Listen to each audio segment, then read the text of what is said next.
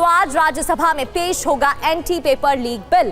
दोपहर 2 बजे राज्यसभा में आएगा पेपर लीक बिल और पेपर लीक बिल पर राज्यसभा में हंगामे के आसार हैं। लोकसभा में 10 घंटे की चर्चा के बाद बिल पास हुआ है।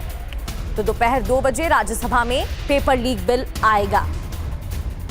दूसरी ओर लोकसभा की कार्यवाही 2 बजे तक के लिए स्थगित कर दी गई है।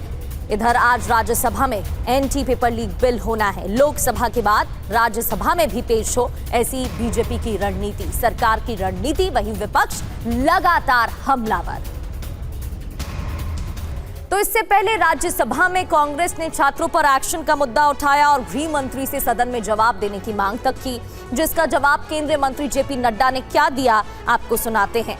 विपक्ष की भूमिका को लेकर सवाल उठाए गए। विपक्ष के पास कोई मुद्दा नहीं है, ये जेपी नड्डा की तरफ से कहा गया। सरकार हर मुद्दे पर चर्चा को तैयार है। विपक्ष की भूमिका की निंदा करता हूं, ये भी जेपी नड्डा की तरफ से कहा गया। विपक्ष की भूमिका नकारात्मक है। जब से सत्र शुरू हुआ है तब से यह सिवाय इसके कि हाउस को डिसरप्ट किया जाए, हाउस को बाधित किया जाए और हाउस न चलने दिया जाए, इसी में उनका सारा ध्यान है। और इसके साथ साथ मैंने यह भी देखा है कि विपक्ष मुद्दा विहीन है। हमेशा गोल पोस्ट चेंज करना इनकी आदत है।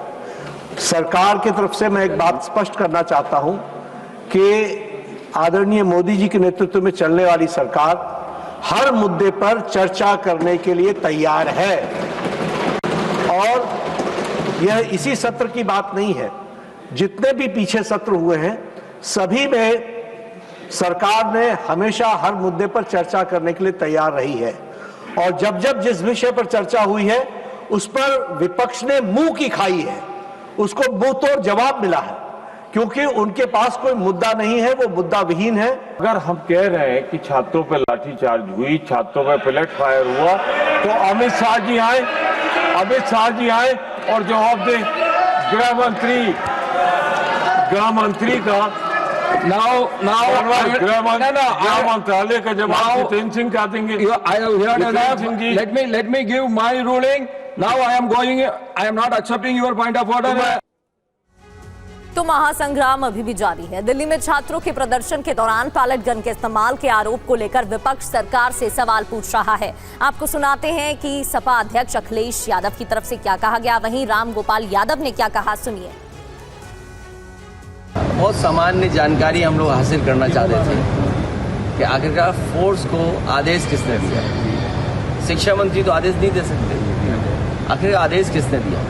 ये तो सरकार की जिम्मेदारी है, सरकार बताए। नहीं, यूपी उससे आगे है। यहाँ तो 20 से ज़्यादा पेपर लीक हुए, कोई नहीं पकड़ा गया, सब सरकार में है, सब सरकार में शामिल है। और यूपी में तो जानबूझ के पेपर आउट होता है या परीक्षा रद्द जानबूझ करके होती है, क्योंकि वो नौकरी नहीं देना चाहते, क्योंकि बीजेपी के एजेंडे में नौकरी नहीं है। लेकिन मैं ये पूछना चाहता हूँ आपके माध्यम से लोगों से कि अयोध्या में गोली चली तो मुलायम सिंह ने चलवाई, अयोध्या में गोली चली तो मुलायम सिंह ने चलवाई, और यहाँ चली तो प्रशासनिक चली। आप देखिए दोहरा मापदंड।